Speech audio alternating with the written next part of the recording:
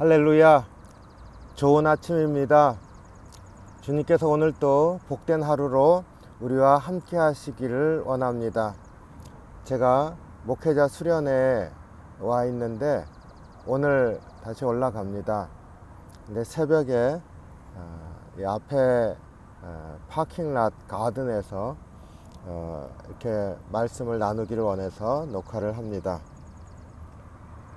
오늘 시편 55편 말씀같이 묵상합니다. 이 시편은 압살롬에게 다윗이 쫓기면서 하나님께 탄원하는 그러한 기도를 담은 시편입니다. 다윗이 광야로 쫓기던 때가 많이 있었습니다. 사울왕에게 많이 쫓겼고, 그리고 그가 왕으로서 가장 프라임 타임이라고 할까요? 그렇게 되었을 때 압살롬에게 쫓기게 되죠. 바로 그 당시에 지어진 시편이고, 아들에게 쫓기기 때문에 당하는 그 고통이 이 시편에 잘 나타나 있습니다. 다윗의 고통을 우리가 들여다볼 수 있는 부분이 2절로 5절 말씀인데 한번 살펴보겠습니다. 2절에 내게 굽히사 응답하소서, 내가 근심으로 편하지 못하여 탄식하오니. 하나님께 기도하는데 내가 근심으로 편하지 못합니다. 내가 근심이 있습니다. 내 근심이 큽니다. 이렇게 고백하는 것이 아니라 근심 때문에 편하지가 않습니다. 우리가 근심 때문에 편하지 않을 때 많이 있습니다. 그러나 다윗이 지금 당하고 있는 고통은 아들에게 쫓기고 있습니다.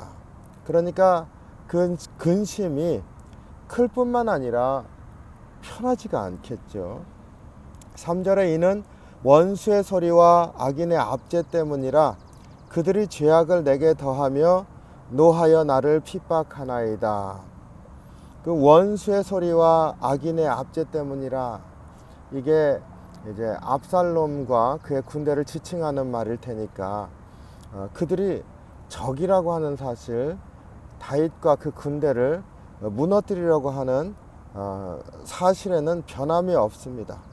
근데 그들이 내게 죄악을 더하고 있다. 나에 대해서 악한 왕이다. 이제 왕이 물러나야 할 때가 되었다. 이런 소문을 계속 내고 있는 것일까요? 만약 그런 것이라고 한다면 그 소리를 듣는 다윗의 마음은 찢어질 것입니다. 그 말을 하는 사람이 다름 아닌 그의 큰아들이기 때문입니다. 또 한편으로 그의 다윗이 적입니다 라고 말하면서 그가 맞서 싸울 때, 사실은 맞서 싸워서 이겨도 문제 아닙니까? 이겨도 누구를 물리치는 거예요? 아들을 물리치는 겁니다. 그러니까 죄악을 내게 더합니다. 이런 고통의 표현일 수도 있습니다. 어쨌든 적이 나를 괴롭게 하고 죄를 더하게 만들고 그리고 나를 핍박합니다. 4절에 내 마음이 내 속에서 심히 아파하며 사망의 위험이 내게 이르렀도다. 그 아들과 전쟁하면서 당하는 그 고통 가운데서 심히 마음이 아픕니다. 전쟁인데 다윗이 전쟁을 하면서 마음이 아픕니다 하는 고통을 호소한 적이 없지요. 이건 아주 특수한 상황이지 않습니까? 전쟁의 대상이 아들이기 때문에. 우리 다윗의 이야기에서 나중에 다윗이 승리했을 때 그 압살롬을 죽이지 말라 장군에게 부탁하지 않습니까? 그래도 내 아들인데. 근데 이제 장군이 반란의 여지가 있기 때문에 죽이게 됩니다. 이게 다윗의 마음이죠. 내 속이 심히 아파합니다. 게다가 이제 전쟁에서 점점 패퇴해 가면서 사망의 위험이 내게 이르렀습니다. 그 전쟁 상황이 별로 안 좋은 거죠. 그래서 죽음이 임박했구나 하는 그런 생각을 하고 있습니다. 그런데 5절에 보니까 이게 참 기가 막힙니다. 두려움과 떨림이 내게 이르고 공포가 나를 덮었도다. 두려움과 떨림이 내게 이르고 죽음의 두려움이 내게 다가왔다는 말 뜻일까요? 그럴 수도 있습니다. 죽는 순간이 다가오고 있구나. 그러니까 두려움과 떨림이 내게 이르렀다, 이렇게 말할 수 있겠죠. 그러나 그 죽는데 나를 죽이는 사람이 아들입니다. 그렇다고 한다면 그 심령이 얼마나 참담하겠어요. 그러니까 두려움과 떨림이 공포가 되었다. 두려운 거나 공포스러운 거나 사실은 비슷한 말 아닙니까? 그러나 그 두려움과 떨림이 사무치게 공포로 다가왔다는 거 아닙니까? 왜요?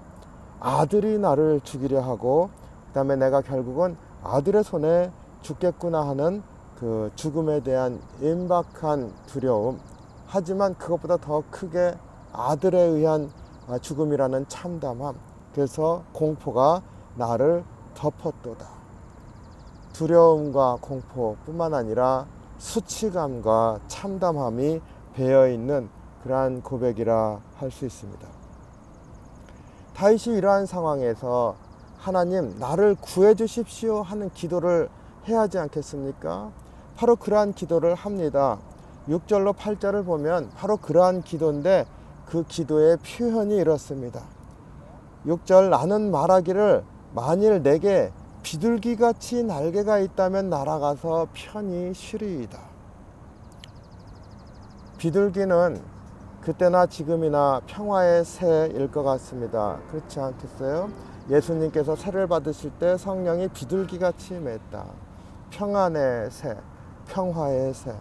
그런데 내가 비둘기처럼 날개가 있다면, 그러니까 비둘기가 평화라고 하는 것을 상징했을 때 그 안에 평안을 보게 될 텐데, 평안함이 어디에 있습니까? 날개 안에 있다는 거예요. 왜 날개에서 평안함을 느낍니까? 날아갈 수 있으니까. 그 자리에서 피할 수 있으니까.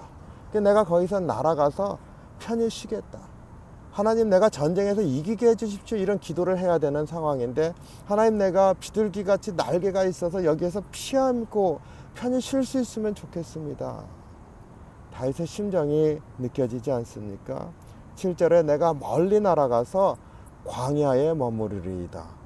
아니, 왕궁을 두고 쫓기고 있잖아요. 그 광야에서 쫓기고 있습니다. 그런데 이 전장에서 피해서 광야일지언정 그곳이 나에게 피난처요 안식처가 됩니다. 광야에 가서 머무르리이다. 그럼 내가 편하겠습니다. 8절에 내가 나의 피난처로 속히 가서 폭풍과 광풍을 피하리라 하였도다. 광야로 피했는데 전쟁을 비켜가는 것 자체가 광풍과 폭풍을 피한다 그랬습니다. 전쟁이 격렬하다는 뜻이 아닐 겁니다. 전쟁도 격렬하겠지만 그 심정이 얼마나 참담한지가 표현이 되어 있는 거죠. 그러니까 이 폭풍과 광풍에서 내가 피하기를 원합니다. 하나님, 나에게 비둘기의 날개가 있다면 이 광풍과 폭풍을 피해서 광야일지언정 그곳이 내 피난처가 되고 편하게 쉴 것입니다. 다윗이 하나님, 이 전쟁에서 이기게 해주십시오 하는 기도 대신에 피하고 싶습니다 하는 간구를 하고 있다는 것을 알 수가 있습니다. 이게 다윗의 지금 심정입니다. 12절로 14절에 보니까 그래도 이제 승리해야 되지 않겠습니까? 아들의 손에 죽을 수는 없잖아요. 12절에 나를 책망하는 자는 원수가 아니라 원수일진데, 이게 무슨 말입니까? 원수면 원수인데, 근데 원수가 아니라, 그런데 또 원수일진데, 내가 차라리 원수라면 내가 참았으리라. 근데 원수가 아니라, 그렇죠, 아들이지 않습니까? 내 원수가 아니라, 나를 대하여 자기를 높이는 자는 나를 미워하는 자가 아니라 미워하는 자일진데 내가 그를 피하여 숨으리이다. 나보다 높아지려고, 나를 무너뜨리고 왕이 되려고 하는 자가 나를 미워하는 자인데, 그러나 그 미워하는 자를 내가 미워하지 못하고 차라리 피하겠습니다. 피하여 숨겠습니다. 그는 곧 너로다. 나의 동료, 나의 친구요, 나의 가까운 친구로다. 그 다음 보면 우리가 같이 재미있게 의논하며 무리와 함께하여 하나님 집안에서 다녔도다. 그 큰아들이니까 데리고 다니면서 이것저것 얘기하면서 얼마나 기쁜 시간을 보냈겠습니까? 그런데 그 아들을 이제 적으로 만나서 그간에 나를 죽이려고 하고 있다. 그런데 적이 아닙니다. 이런 얘기죠. 정말로 그 다윗이 고백하는 그 고통을 우리가 느낄 수가 있습니다. 다윗이 이 상황 속에서 보여주고 있는 믿음을 22절에서 볼 수가 있습니다. 저는 오늘 이 아침에 이 22절 말씀을 마음에 새기기를 원합니다. 다윗이 최종적으로 간구하는 승리입니다. 하나님의 구원입니다. 그것이 다름 아닌 하나님에 대한 변하지 않는 확신이죠. 그리고 그 하나님이 어떠한 분이시라는 것을 확실하게 고백합니다. 다윗의 고백입니다. 내 짐을 여호와께 맡겨라. 그가 너를 붙드시고 의인의 요동함을 영원히 허락하지 아니하시리로다. 이 무거운 짐을 여호와께 맡겨라. 누구에게 하는 말입니까? 자기 자신에게 하는 말입니다. 물론 시편을 읽을 사람들에게 하는 말이기도 하겠죠. 시편이니까요. 그 사람들이 읽을 거라고 하는 것도 생각했을 테니까요. 그러나 자기 자신에게 하는 말입니다. 내 짐을 여호와께 맡겨라. 그리고는 그가 너를 붙드시는데 의인의 요동함을 허락하지 아니하신다. 하나님은 믿는 사람을 절대로 흔들리게 놓아두시지 아니하신다. 그런 말씀입니다. 어떤 하나님을 고백합니까? 내 짐을 맡길 수 있는 하나님. 이유는 무엇이에요? 하나님은 절대로 믿음의 사람을 흔들리도록 놓아두시지 아니하신다. 견고하게 붙들어 주시고 반석 위에 설 수 있도록 인도하신다.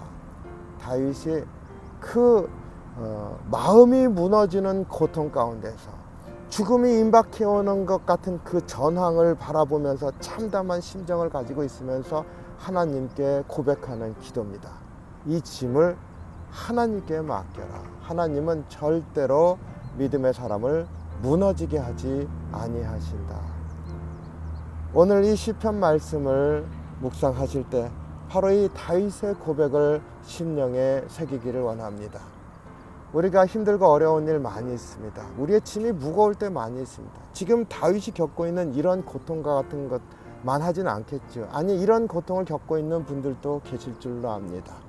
이럴 때 다시 한번 다윗의 믿음을 우리가 심령에 새기고 본받기 원합니다.